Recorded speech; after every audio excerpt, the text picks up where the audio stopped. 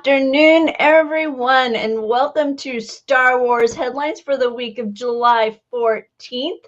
I'm Rebecca Mosley, the co-founder of Laughing Place, and with me, as always, is Mike Celestino, the editorial director for Star Wars content here at Laughing Place.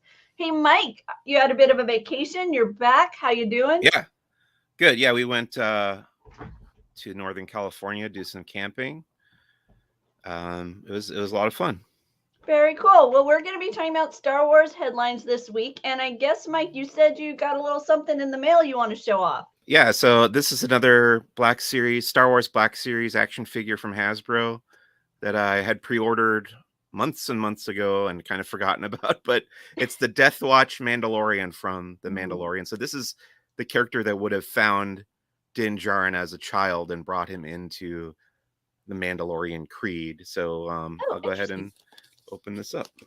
You only see him in the flashbacks, and that character never really reveals his or her face. So now, do you already have a place in mind for this as you take it? Yeah, I have all my Mandalorian figures on the same shelf in the living room, so it'll probably go there. But you know, it's not going to have a removable helmet because we don't know what this character's face looks like. But it does come with a couple different weapons. So here's the kind of blaster rifle. Almost kind of looks like Boba Fett's. I think it's probably modeled after Boba Fett's gun. Yeah. And then this is the smaller blaster handheld pistol there. And then, of course, there's the jetpack because we do see that character use the jetpack, or the Rising Phoenix, as they call it. And then here's the figure. I like that color itself. Yeah. So this just goes on the back here. And there is a holster. Let's see. Yeah, one working holster for the smaller gun that can go in here. That'd be nice. And then pretty much has to hold the bigger gun. I envision there's like a container in your house just filled with lots of little weaponry. Yeah. More than one, I would say. So yeah, there we go. The Death Watch Mandalorian from Hasbro and the Mandalorian, the Black Series. Oh, like I say, I really like that color. It'll look nice amongst the various Mandalorian characters there on the shelf. Indeed. Very cool. We're going to continue and talk about what's going on. And right now, soon, they're going to be celebrating Oga's birthday at Galaxy's Edge here at Disneyland. Mike, what do you got about this? This was kind of a surprise announcement. I don't think anybody knew this was coming, but starting the day after Disneyland's birthday on the 18th next week, and then running through the 20th, I believe, so Monday through Wednesday next week, if you visit Disneyland. I don't know why they didn't have it go for a week at least, so people who can only go on weekends can check it out or whatever. But if you go Monday through Wednesday next week, there's all these new exclusive beverages and I think some snacks and stuff. Yeah, they've got a special mule, and then they've also got a non-alcoholic Pisana Punch. They've got a couple of new dishes available throughout Galaxy's Edge as well, not only at the Cantina, but also over at Docking Bay 7. So be sure and check out Laughing Place's roundup of the special Oga's birthday celebration that's coming right around Disneyland's birthday. On the other coast, the Star Wars launch bay has reopened with soft openings. It's officially opening in just a few days, but we've seen a little bit of a sneak peek at what that will be like with these surprised openings. Have you been able to take a peek at these pics, Mike, from our team over on the East Coast? I kind of skimmed through it, yeah. But the meet and greets for Darth Vader and Chewbacca have reopened. It looks like Vader's getting a longer wait. And one of the things our team noticed was that the pod racer that had been on display is currently covered up. So we're curious as to if there'll be something new when that actually opens, or if it'll just stay kind of behind the wall. This is what it had looked like previously. I'll make a prediction now and say maybe it'll be something from Andor that they're getting ready to Ooh. promote coming up at the end of next month. So I it might hope be so. a good way to tie into that. And as always, here on Star Wars Headlines, Mike is going to bring you up to date on some of the latest comics. Mike, I know we're starting off with the Halcyon. Yeah, so this is one that I missed last week when I was on vacation, but I went and got it and wrote a review of it yesterday. And it's issue number 4 of the Star Wars Galactic Star Cruiser comic book called Halcyon Legacy. And so the way this comic works, it's going to be 5 issues total. And there's an overarching story that takes place in the present of the Galactic Star Cruiser, which is between episodes 8 and 9. But then there are flashbacks in each issue to a different time period of the Star Wars timeline. And this one, number 4, is between episodes 4 and 5. So it's after the destruction of Alderaan, because they mentioned that, and it's before Lando becomes the Baron Administrator of Cloud City, because they mentioned both of those things as, one as having happened already, and then he talks about going off and becoming, this is like his last heist before he goes and becomes the administrator of Cloud City. I thought that was a fun detail to put in there. And he's also working with Hondo Ohnaka, the pirate that you know from the Clone Wars and Rebels and from Star Wars Galaxy's Edge. He's a big part of the story. And also Maz Kanata from the sequel trilogy shows up. And it's just another fun heist. They've been doing a lot of heist stories in Star Wars, especially in the ancillary comics and stuff like that. So I kind of wish they would steer away from that kind of thing just for a little while to give it some room to breathe. A little too much heist action. Yeah, I enjoy heists. I've talked with Doobie about this, how we both enjoy heist stories. But it's just been too much lately. I think they need to back off for a little while and then come back to it. But it is a fun story, and it's always cool to see Maz Kanata, and then working with Lando and Hondo was fun too. Yeah. Speaking of my husband Doobie, he chimed in earlier with he's looking forward to a new series. Mac tries a thing while Mike plays with toys. We also have a hello from Ahmed, from Steven. Thank you for watching. We appreciate it. Anybody else out there, if you got a question or purchased something lately from Star Wars you enjoyed, let us know. Hi, Charlotte. Thanks for the hello. Hi, Charlotte. Yeah, so yesterday saw the release of issue number 1 of the Mandalorian comic book, which is a little different from the usual Star Wars comics in that it is a direct adaptation of the Mandalorian TV show. Now, they have done comic adaptations of the Star Wars movies, obviously, in the past. So this is kind of along that same lines, except it seems like so far, each issue is going to be one episode of the Mandalorian. So this issue number 1 is pretty much beat for beat, almost line for line, the first episode of the Mandalorian. And I don't usually go for this kind of thing where it's a adaptation of something that I already have seen. But I will say that I think that the writer and the artist did a really good job in capturing the tone and the spirit of the Mandalorian. And it was kind of a breeze to get through. I already know this story really well. I've seen that episode probably half a dozen times at least. So I knew what was coming, but I still enjoyed it. It's a different way to absorb that same material. And I think it's just a cool keepsake with some nice art that I really enjoyed. So yeah, I would recommend it, even for somebody like me who doesn't usually read adaptations like that. Does it offer any? One of the things I loved about movie adaptations and comic back in the day was it would come out day and date with the it would often come out day and date with the film. And so sometimes things that may have been in the script, that ended up kind of on that cutting room floor, or changes that they made in actual production, would still find their way into the comic itself. Were there any noticeable changes to you in looking at the adaptation here, or does it seem to have been lifted truly from the TV screen, as it were? I would say it's the latter, lifted almost line for line. I think there may have been 1 or 2 lines in there in the comic that I didn't recognize from the show. Okay. And then, of course, they have to condense it a little bit too, because, it's just too much content to fit in one issue of a comic book. But you know, the Mandalorian episodes are not super long either. They're Right. roughly usually between 30 and 40 minutes, I think, without credits. So it's not terribly difficult for them to cut it down to comic book size. But maybe, hopefully, in the future, some of the shorter episodes, like there are a couple episodes of The Mandalorian that are like half an hour long. So maybe that will give the writer some room to add a little bit here and there. Or maybe I don't know if he has access to the scripts or stuff that was cut out or whatever, or if they've been consulting with Jon Favreau.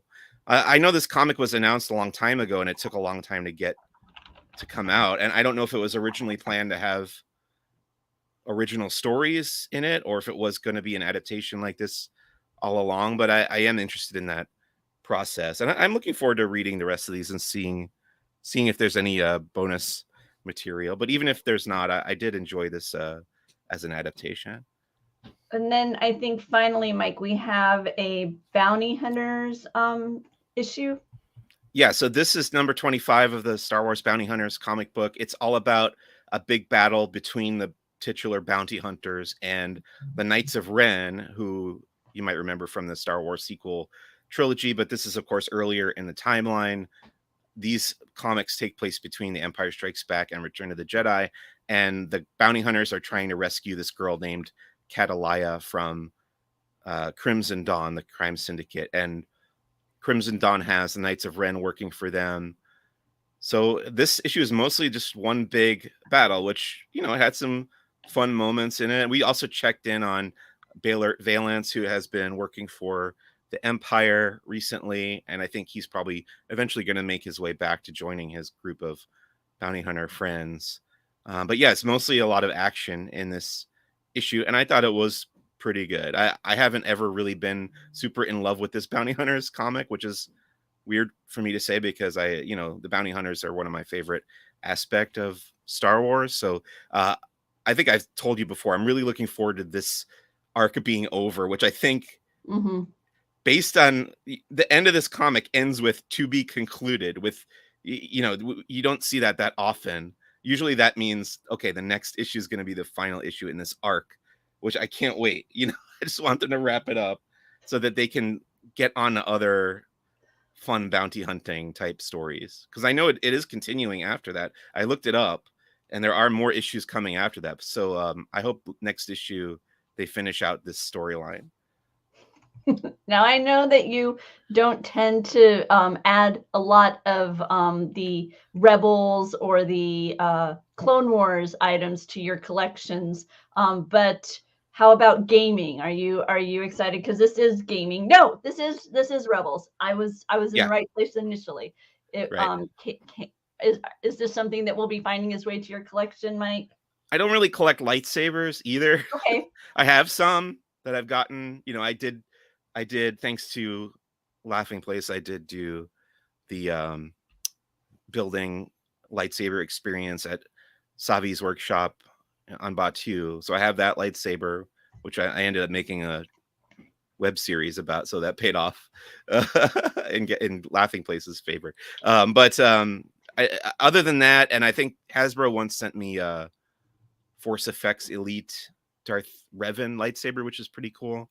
So I have that. But other than those, I don't really have any of the big, like, high quality lightsabers that they've put out. It's just not something that I wish they would make the blast. I know, like, guns are more controversial, but if they made replica blasters from Star Wars, I would be all over those. If they could, I have a toy Han Solo one, but they should start putting out some of the other blasters. I know it would be a tough sell to get the guns, No,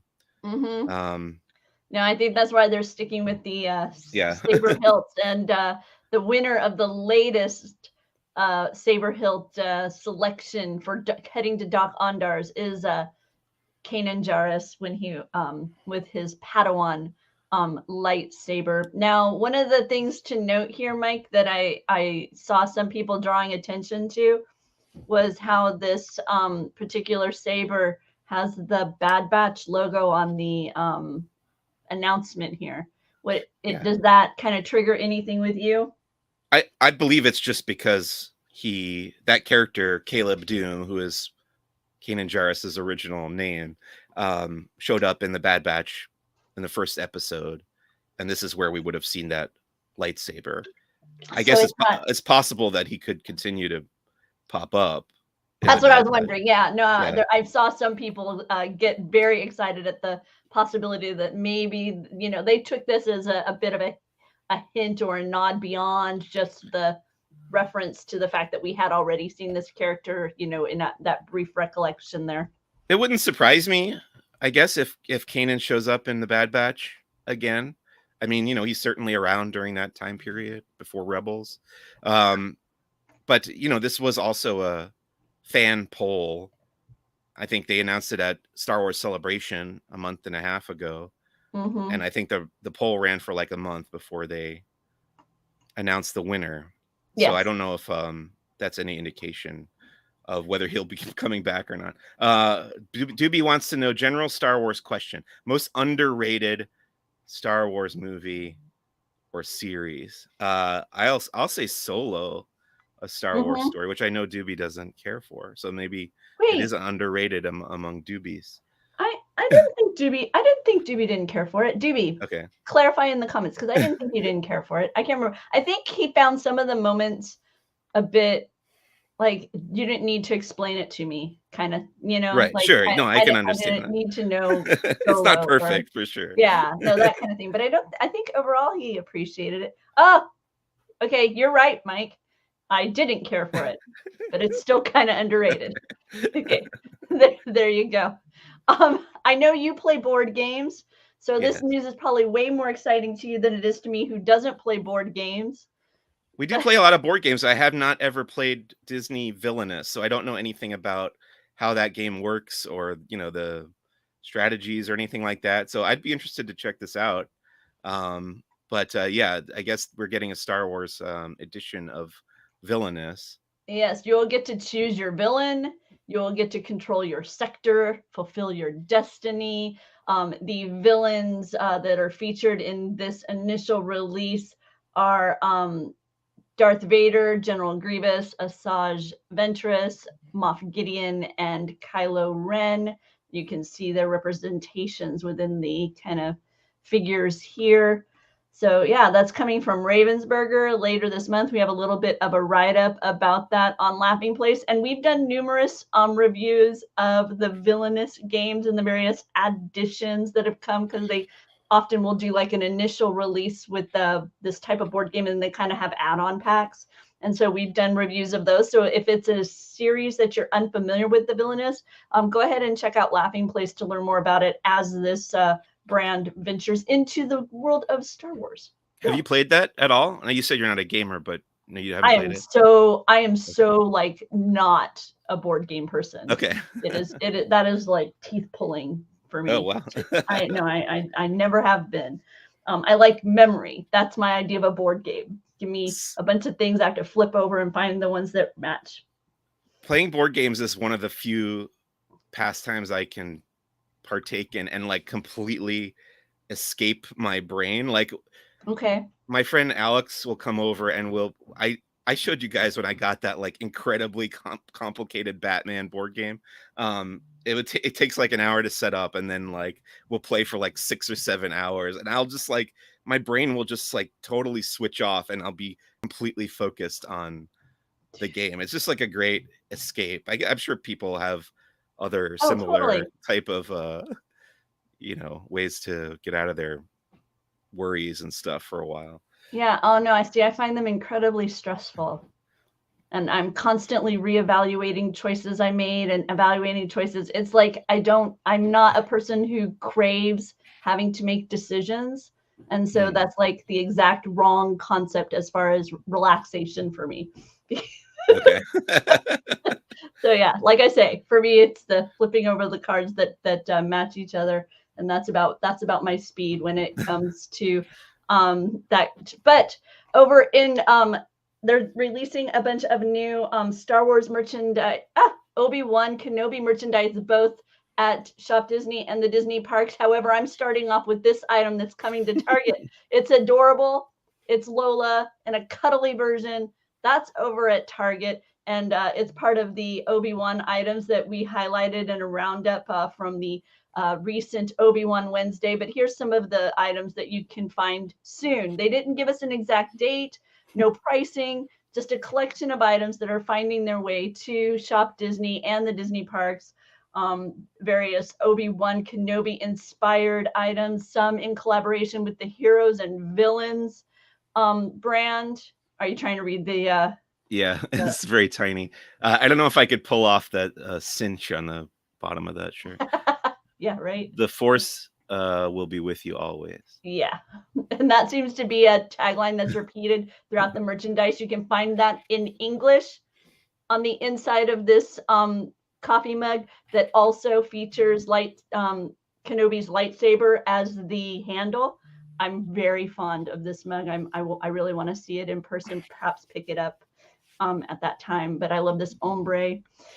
They also have a Darth Vader mask coming. This is not kind of that high-end collectible. This is more of the toy. The back is just a plastic, piece to fit. I see. But it does the voice changing, I guess. So it kind of has some Darth Vader audio elements to it. So we'll provide more information as that becomes available. A pin. Oh. For a second, I thought it was a collector plate. Yeah, I know, right? Yeah, no, a pin, a variety of deluxe figurines. So I'm assuming these are those PVC non-posable items. This is a nice broad set, I think, as far as just giving you a general, dude, my camera just will not focus on me today. But a nice overview of the characters featured within that. I think this is the first toy that Kumail Nanjiani's character has received. So I'm gonna try something, Mike. I'll let you talk about this. So these are the like Rebecca mentioned, they're non-posable, so they don't have any articulation like these Hasbro figures do. But you can find these for sale in the Disney parks and at World of Disney and stuff like that. And they're targeted at younger kids usually, and it's just to give them like a nice array. I've seen ones with like original trilogy characters and different Jedi and stuff like that. Have you purchased any of these before? Because no, these seem like something that I might use to decorate a birthday cake. They seem like a nice concept for that. And then you have a toy, after you're done using them for that. I think I've told you before, like I only like action figures that have articulation. Okay. But they only, I'll put them in one pose and then they'll sit on my shelf like that forever. So I might as well get statues or figures that don't move. But for whatever reason, I need them to be able to move their arms and legs and head. So when summertime hits, a guilty pleasure of mine is Big Brother. It's kind of embarrassing that I actually sometimes watch that. And this week's challenge, they had a jousting competition, and they had something that was similar to a pool noodle, and they kept referring to it as a floppy lance, I believe is what they were referring to it. And looking at these lightsabers, some of these lightsabers are looking a little floppy too. So it kind of brought that to mind as well. They also are highlighting some new Kenner figures. This one features Lola in a couple of poses, so for that reason I may have to pick this up, although those would be incredibly tiny Lolas to keep track of. Yeah, because that's the 3 3/4 inch scale figure. So those Lolas are like that big, so small, tiny. Yeah. Oh, and then once again, so cuddly, and a few Funkos. You've got Obi-Wan, you've got Tala, Darth, and Reva coming to Funko. And once again, these are items that are kind of coming soon. We don't know specifically the date on those. We also know a couple of Lego sets inspired by Kenobi are also on their way as well. So yeah, just a lot of Obi-Wan Kenobi items still coming, which to me is a little bit surprising given that the series ended a couple of weeks ago. But supply chain issues have been unusual in recent months. It seems like things aren't still quite as well choreographed as we're used to. Over at HasLab, they announced that the lightsaber for Riva has fallen short. Yeah, so this is the second HasLab Star Wars project to not run a successful campaign, which is a bit surprising. Usually these things, they're pretty confident about them going through or they wouldn't do them, you know? But at least it's interesting to know that they stick to their guns like, oh, not enough people wanted. I guess we're not going to make it. Like that Rancor, I really wanted that thing, and you know they just didn't quite have the right campaign, or just I think like you pointed out because they hadn't shipped the Razor Crest yet, people weren't ready for the next one or whatever. Mm-hmm. But I would have loved to have that 6-inch scale Rancor. That would have been awesome. But yeah, not enough people. But this one was even fewer people. It didn't even come close to Right. getting funded the way the Rancor was only it was at like 85 or 90% of where it needed to be. This one was at like 30 something percent, I think, if even that. So it was a Riva lightsaber from Obi-Wan Kenobi, but I think people have pointed out that it's also the same lightsaber that most of the Inquisitors would have used. So you could have, you know, pretended it was any of the Inquisitors' lightsaber. But why? I maybe it was too expensive. I think it was like $500 or something. So I would argue that her arc ended up not being nearly as intriguing as it could have or should have been. Sure. And so for me, her character ended up not making as much of an impact on me as I kind of anticipated with her initial arrival on screen. There was, overall, like I say, I found her arc very disappointing. We've talked about it before. I thought she was going to have much more of kind of a not redemptive, but just she would play much more of a key role in regards to Kenobi's own arc, and I found her to not end up kind of in that vein by the time they finished giving us what her story was here. So we should point out that Hasbro did put up a statement saying that, you know, this isn't the end of HasLab's efforts in the Star Wars universe, that they're going to keep going and use the lessons that they learned to factor that into whatever they do next. Yeah, they say we carry learned lessons with every HasLab project and continue taking in additional feedback as we progress. So yeah, but like you say, is this the second in a row? I know it's the second in a recent period, but this is the second in a row. Yeah, so there have been 4 HasLab Star Wars projects. The sail barge, which I have, you can't see it anymore because I moved it, but the Razor Crest, which is right here.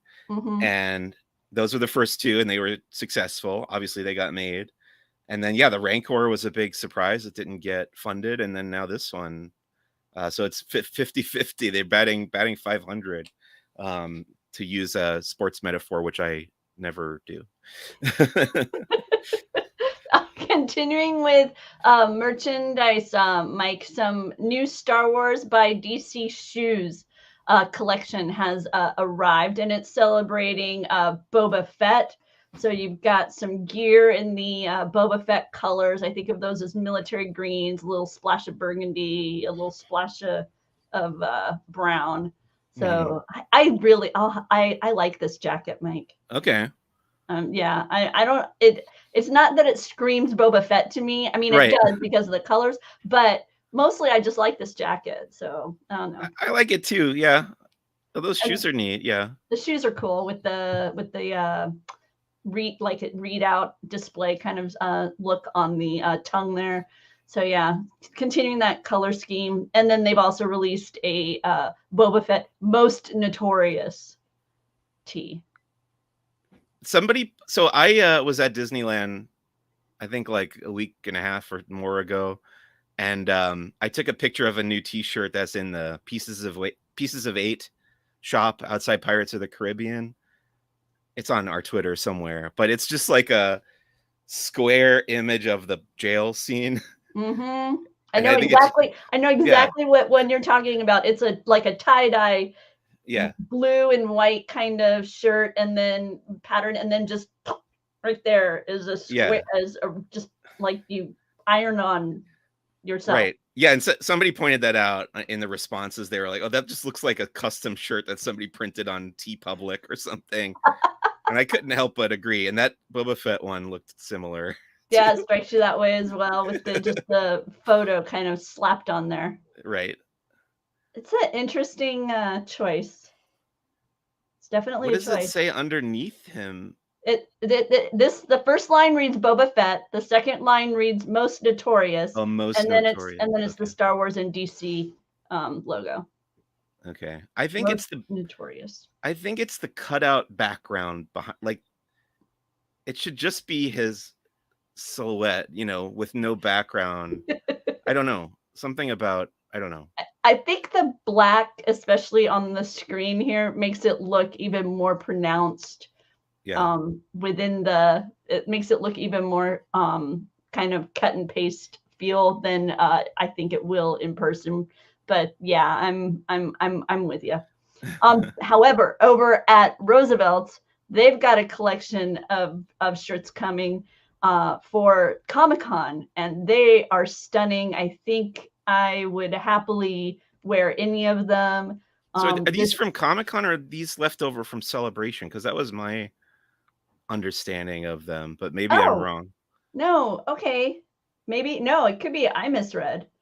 Because, yeah, this one says Roosevelt's by Star Wars SDC booth exclusives include 4 designs. So I don't know why I thought these were shirts that they were selling at Celebration and they had some leftovers, and now they were selling them on the website. But this is actually better because then I can look at them. But these are getting everybody excited for the upcoming Comic-Con. You've got this Pelimato design. It features Pele, features the Grogu, a couple of pit droids. So yeah, R5, and R5D4 in there.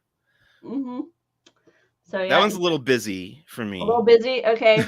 Next up, we have one that's related. I think they've done this similar design, but on a lighter background. So now they've got it on this purple. And yeah, I saw Jeremiah said this is the one that he wanted, and I got to say, it's the one that I think appeals to me the most as well. It's the Star Wars Holiday Special. You don't get a lot of official merch coming out of that, so it's cool to see. And then we have one. This is good Rancor. Too. Yeah, it's pretty good. Boba Fett riding the Rancor. Right? I was gonna say, you've got some with Boba Fett riding, some without throughout the design. And then finally is the Tatooine. And so you've got the Sarlacc pit with the skiff. You've got the Sandcrawler. You've got Bantha. You've got Tusken Raider huts. So just a look. I like the idea. I like the idea of this shirt, but I feel like the color is wrong. It looks like more like a salmon. I think that's the monitor.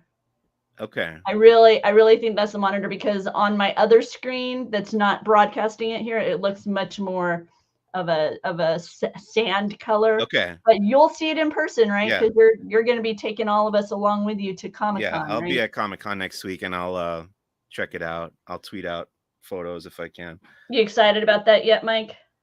I am excited. It's been a few years. The last Comic-Con, San Diego Comic-Con, was in 2019. So it's kind of crazy that there hasn't been one for that long, because it's such a staple of Southern California geek culture. And I miss it. So I'll be glad to be back there. And I recently was contacted by our friends over at Erin Condren. That's the planning organizational company. So, we're getting close to back to school, and they've got a variety of new Star Wars designs available over at Erin Condren. They've got this Star Wars Classic color collection, and the multicolor, it has a little bit of a metallic element to it. They have some new arrivals regarding the Star Wars Kids line as well. So something of a more juvenile nature. So if you have a younger student maybe heading back, you want to get them something a little fancier in regards to this year's school fun, be sure and check out Erin Condren for those items. One of the things that they have over there that I'm a fan of, if you have a budding writer, this one happens to be in the Minions folder cover, but the nice thing about Condren is you can replace the covers easily. So you could get a Star Wars one instead. But this particular notebook story journal is nice for the new writer in your family, because it has that larger writing page for the young ones. And then if they're still, kind of doing that story and then drawing and then also writing, but it's kind of fancy. So it's a nice way to, make them feel a little special, more special as they're, trying out something new, because that writing can get a little bit intimidating, a little bit dry. And it's just a way to make it a little bit more fun. Bring a little Star Wars or Minions. I think they also have trolls. So yeah, just a little bit of fun.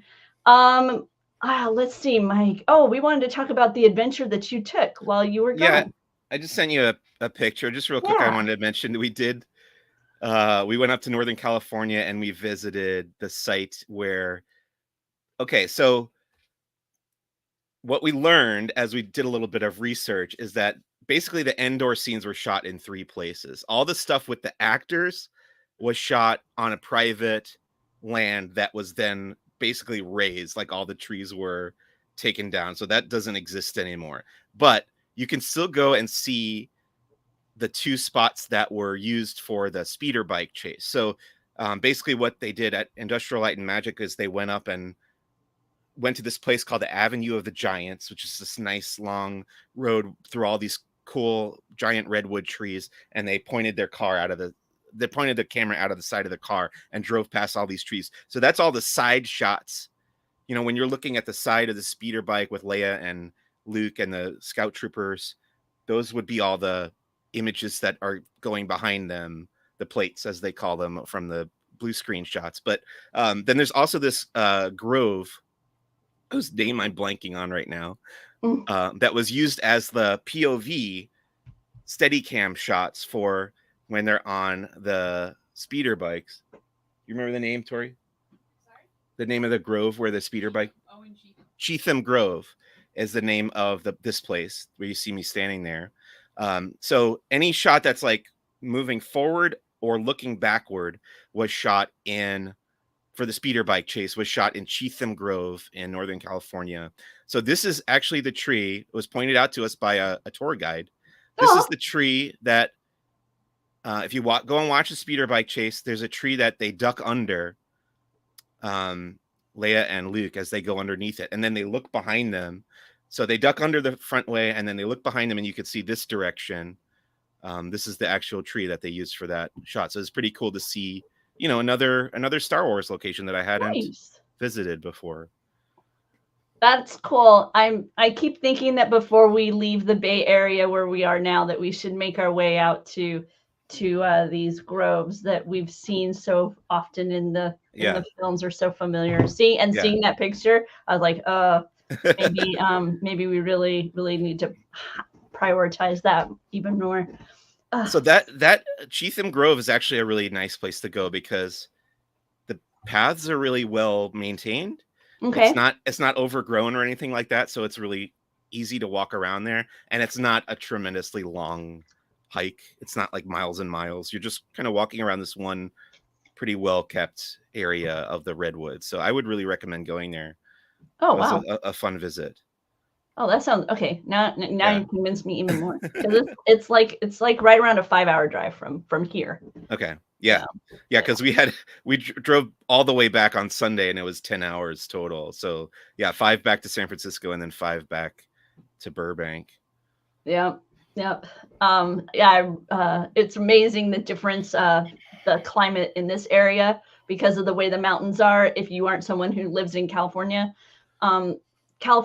we have all these microclimates all over the place. So Mike was only 30 minutes away from me, and yet he was in heavy fog. And I was like 100 degrees sun, and Mike is sending these pictures. Oh, I'm over here in San Francisco, and I'm like, yeah, okay, my weather looks nothing like yours. So it's a bit different out here, and something that took me. I'm still getting used to, because having lived in Florida for a decade, it's like flat. Temperature pretty much the same, weather pretty much the same. You don't have that same kind of microclimate. There you have a rainstorm on your house and not across the street. That's what can happen over there. Let's see. I think, Mike, we made it through the headlines this week. Did I miss anything? I don't think so. I think it Yep. wasn't a lot of big stuff this week, but we got Comic-Con coming up, and then I think we're gonna get some Star Wars news coming out of D23 Expo. But Yeah, for sure. between those two things, there's Andor starting at the end of August. So there's some stuff coming up. We're kind of in a little bit of a lull right now, but I am reading a novel that's coming out that I'm not allowed to talk about yet. Well, very cool. Yeah. And yeah, comics every week. Yeah. There's a document is the Light and Magic thing. That's coming up soon here, right? I'm also not allowed to talk about that yet. Oh, okay. I thought that had been announced as coming to... No, I mean, yeah, we know that it's coming. I just can't say. No, I understand. No, I just wanted to be sure. Yeah. It is coming to Disney Plus, right? It is coming to Disney Plus, I think, in a few weeks. Yeah. I think at the end of July. I think it's like July 27th or something.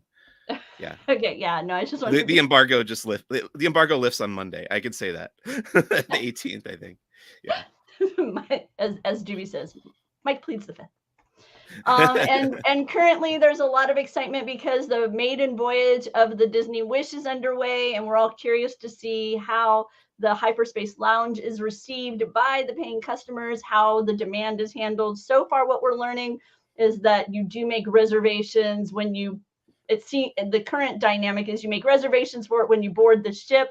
In 45-minute windows, it seems to be what the buzz has been so far. But once again, we're waiting right now to learn more about it from those on board during the maiden voyage, because most of the information we have has been from these kind of preview cruises, media cruises, and sometimes things will change once they actually have operations, take handle of it, and then the full, once they have a full ship of people and all that. So we're interested to see kind of how that dynamic evolves and what the clientele think of the experience over there. So we'll keep you posted, and I'm sure we'll have more talk about that here on Star Wars Headlines.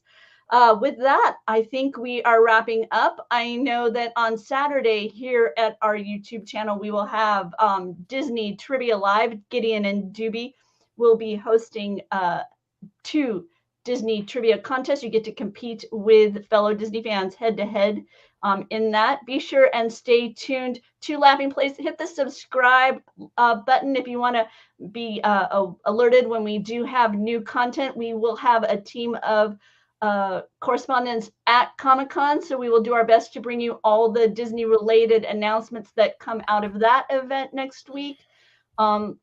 And in the future, we've also got Epcot food and wine coverage coming to the site right now. So lots of things happening inside the Disney parks and within the Disney company globally. So thank you very much, as always, for watching. And Mike and I will be back next week with more Star Wars headlines. We have I don't know if we'll have one next week. Oh, no, you're right, because you'll be at Comic-Con, so it'll be a couple of weeks. So two weeks, yeah. Soon. Yeah. No, we'll new episode of Who's the Boss tomorrow, I should say. And I'll have one next week as well. So there's a podcast too. Yeah, be sure to follow Who's the Boss Pod on Twitter as well if you want to stay on top of Mike's Star Wars adventures, because he's always got new stuff happening over there, and his podcast is a lot of fun as well. So we thank you very much, and we will see you all real soon. Bye.